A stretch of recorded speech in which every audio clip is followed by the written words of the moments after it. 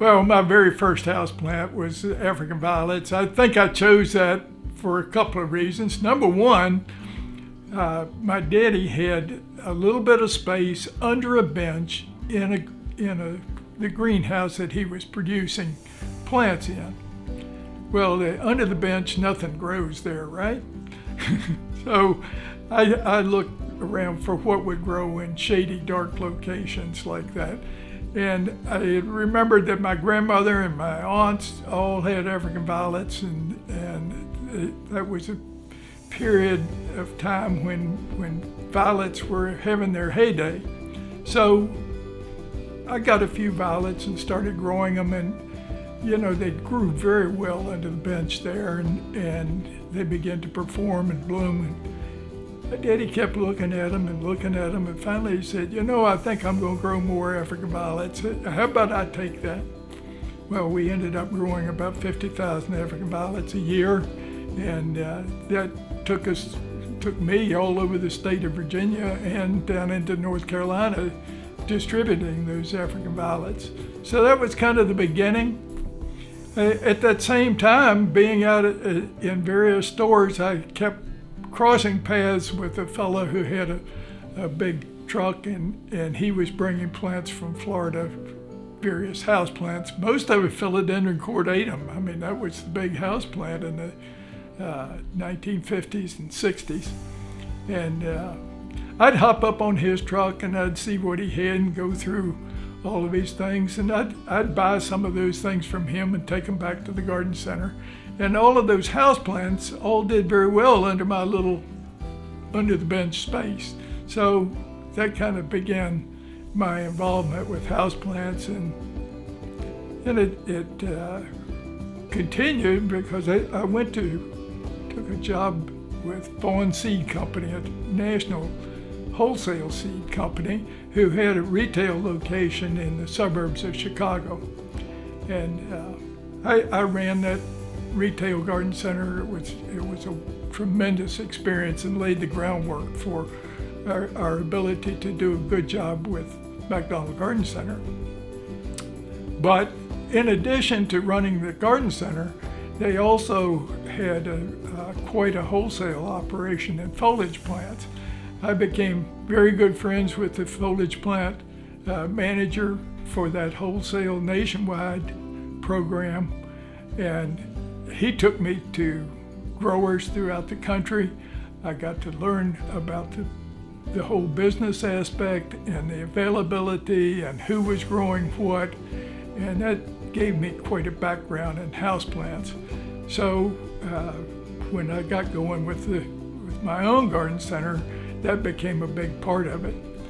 A few years later, I had a national horticultural statistician who visited.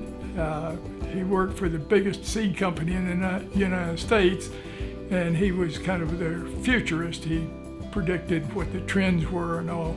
And he commented when he visited here that we had an exceptionally large houseplant display, far beyond what the typical garden center has.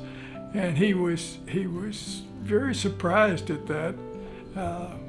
And I think it's always been one of my interests to have a good collection of houseplants. And what are the ones that really perform in the home? So in my semi-retirement years, I have gone much deeper into how do these plants perform in the home. So I work hard on doing this. I guess I really started with citrus. I wanted to know, people are buying the citrus plants. Are they really having any success with it? Because I see them bringing a lot of dead plants back to me, quite honestly. And I find that citrus does not grow very well in the house during the winter time. It's just not good conditions. There's not enough light. The temperature is too warm.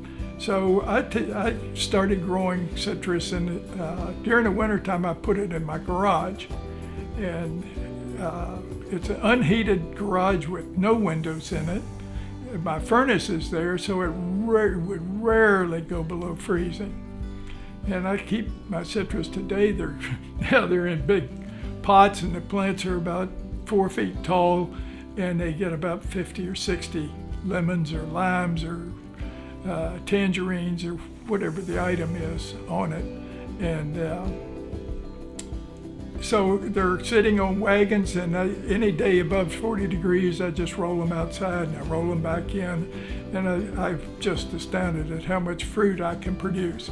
And another retirement activity, my wife said, "All right, Eddie, after 50 years of cooking, I'm tired of it. You're going to do some cooking." And I'm glad she did, because now we share that interest together, and I've had a lot of fun digging out recipes. Now, how did I get on that subject? The lemons and limes have changed the way we eat.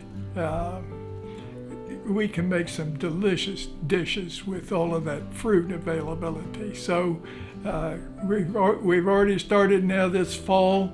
That's when the citrus starts coming in.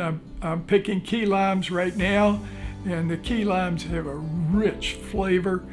Even though they're a little teeny fruit, only about that big, when you squeeze that lime on that lime juice is rich and just makes these Mexican dishes taste so good.